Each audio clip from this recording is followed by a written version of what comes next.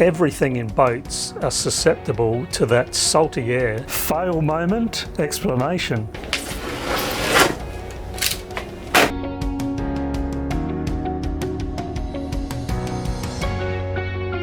And I've got three things that definitely ease the mind. I did expect that there could be a problem with the adhesive. I want to make this piece up so that once it's painted, you'll never know.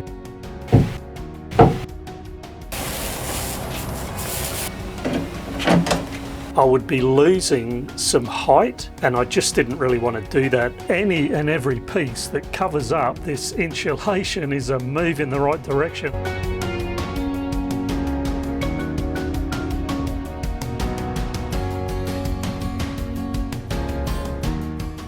So what I'm going to do now is, when I was originally putting these sinks in place, I did raise the question about putting something on the bottom of these sinks to reduce or prevent corrosion over time. Despite the fact that they are 316 stainless steel, everything in boats are susceptible to that salty air that is always working to put a demise to everything. I looked at different things, self-adhesive bitumen mats, bitumen tiles, etc., and I discovered far out they are really expensive items.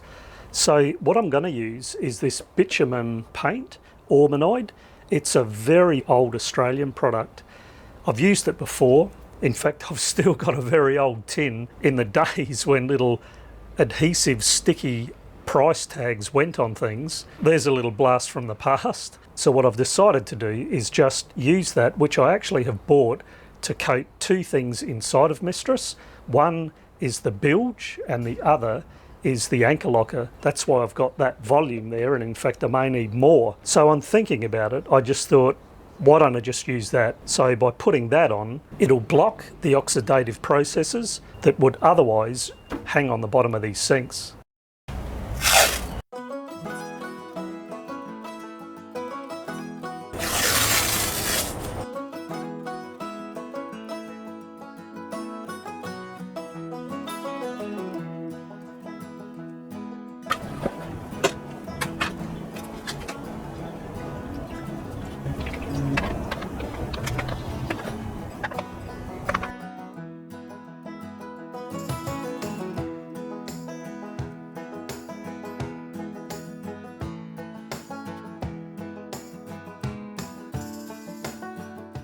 Fail moment, explanation. As you just saw in those clips, I was going to be going ahead with this Ormanoid bitumen product to put on the sinks, which I was also going to be using for the bilge and for the anchor locker.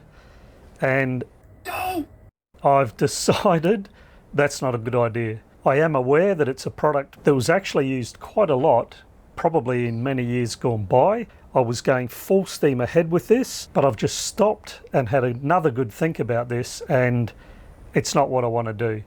My original thinking for the sinks, for example, was to put some sort of bitumen tile that had an adhesive back on them and that would protect them. The bilge, I was thinking this product would be good for, as with the anchor locker, which then the plan is to put some rubber pieces in where the anchor chain will hit to protect the steel. And so what I've decided to do is, with the sinks, go back to exactly that idea. I've found something, it's an adhesive backed product, but it's not bitumen. It's an EVA or polyethylene closed cell foam, so I think that'll be fine. This is the foam product with the adhesive back, and I've bought it in a roll. It was just a more economical way to buy it. It wasn't as expensive as a lot of other products that I had looked at online, and of course there'll be plenty left over there, for example in lockers or even the bilges. If I want to store things that are a bit heavy or have sharp edges, I'll be able to find a use for this, no problem. And with regards to having already put this thinned out coat of the Ormanoid, that really will not be a problem. So I'll just give it a light sand, a wipe down, and that should prove no problems.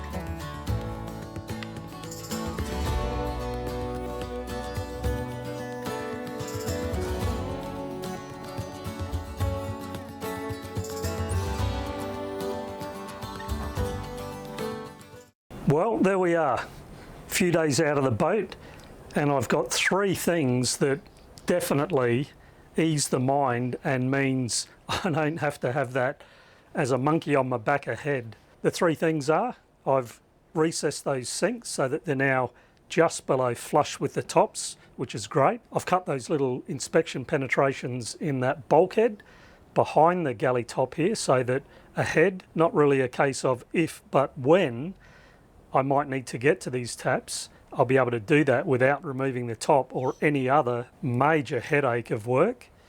And the third thing was I've put that insulation barrier on the bottom of the sinks. So I'm pretty happy about that, and as I say, monkey off the back.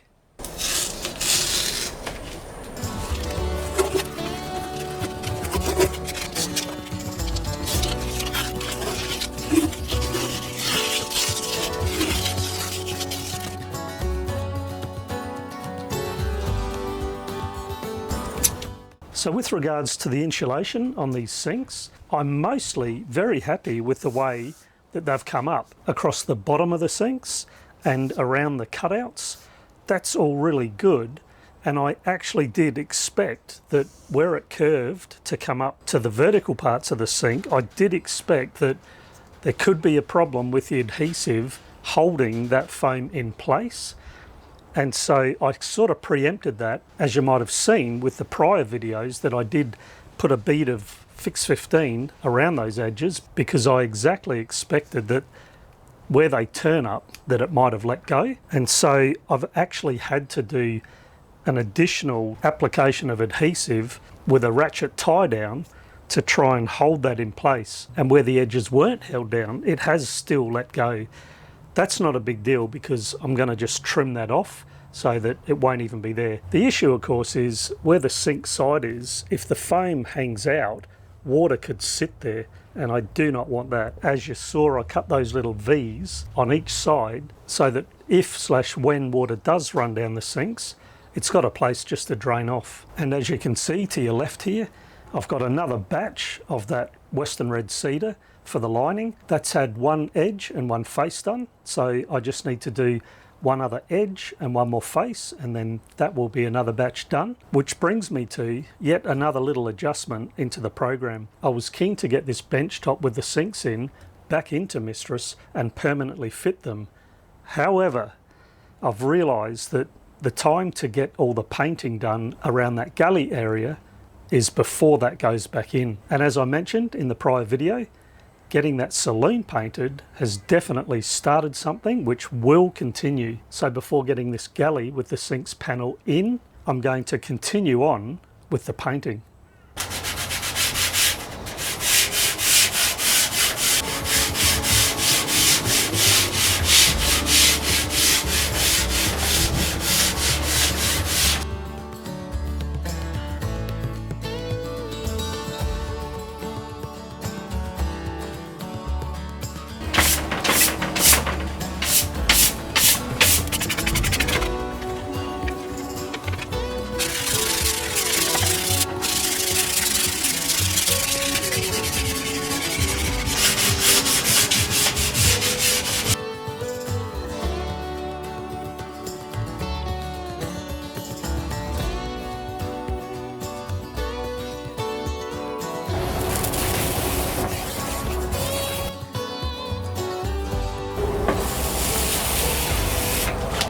So another little job that I have, I'm here in the doorway for the heads. This little bottom piece here, the head's wet room sill if you like, needs to be put in before I can actually go ahead and start painting the outside of these bulkheads. And I don't want a joint to be seen there, so I want to make this piece up so that once it's painted, you'll never know that there's a join there. The other reason is I want to get this head's sole in, and in order to do that, I really need this piece in so that I can finalise where this sole at the aft end needs supporting, but also I'm going to be actually fiberglassing all of this sole in so that it's permanent, and so this piece needs to be in to finalise that as well. It's sort of exciting because it's the last bit of sole to go in, which will be another little line in the sand, so I'm quite keen to get on with this First things first, of course,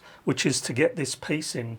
What I'm going to do is I'm going to use the trimmer here with a flush trim wheel so that I can just use the tool without needing to get a fence involved. And of course I'll do the same for the opposite edge on this piece that will go in. At this end here, it has a bevel angle, which I'll just take off with the bevel, and I'll be able to cut that on the table saw down below. Once that's done, of course, it'll go through the epoxy cutting processes before making up either some epoxy or some fixed tech product to bond this in place.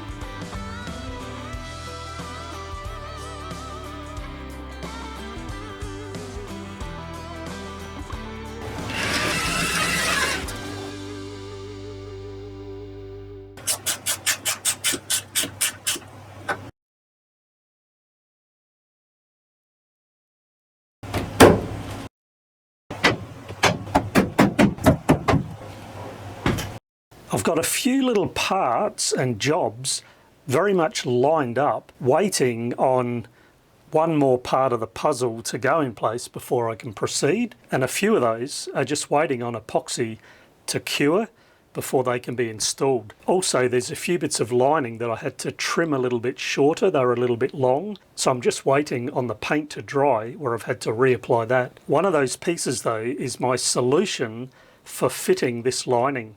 I really was unsure how I was going to problem solve securing them at this end. It was a bit of a double whammy actually, because I needed to be able to have something to fit them up against so that they would all stop at a nice curve and not go further. And the problem with that was to use the same bit of 18mm square section that I've used for the rest of the lining, I would be losing some height and I just didn't really want to do that. I have come up with another solution. I'm using a little bit of 9mm square white beech that I used in the soles, and so I'm going to just secure that to the very top of this bulkhead, which will mean it will just give me a bit more height in this part of the coach roof.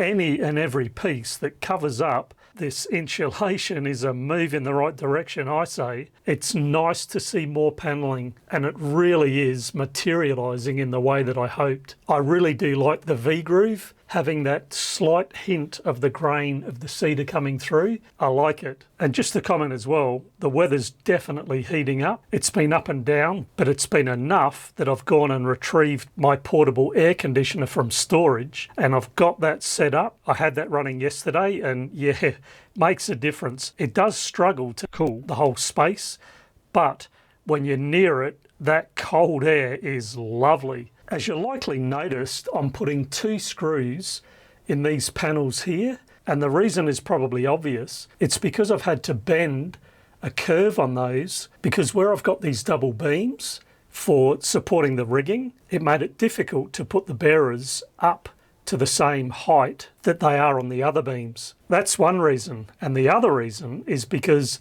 right here in this area is where the main coach roof joins this main front sloping bit on the coach roof front, and so it ends up with a change in direction right above here. And I just decided that a curve is better than a hard chine. I do like curves, and I think it's just nicer on the eye. So for that reason, where I've had to push those up so that they can join that bearer, they are under a bit of tension, of course, and one of those little 4-gauge screws I was sure was definitely never going to do the job. So I've opted to go for 6-gauge screws, longer, and I've gone for 2 screws just to be sure. Enjoy the clips? I certainly do. Things continue to go really well with Mistress lately. It's paintwork makeover part 2 for Mistress in the next episode. I'm ready to get on to the next batch of painting.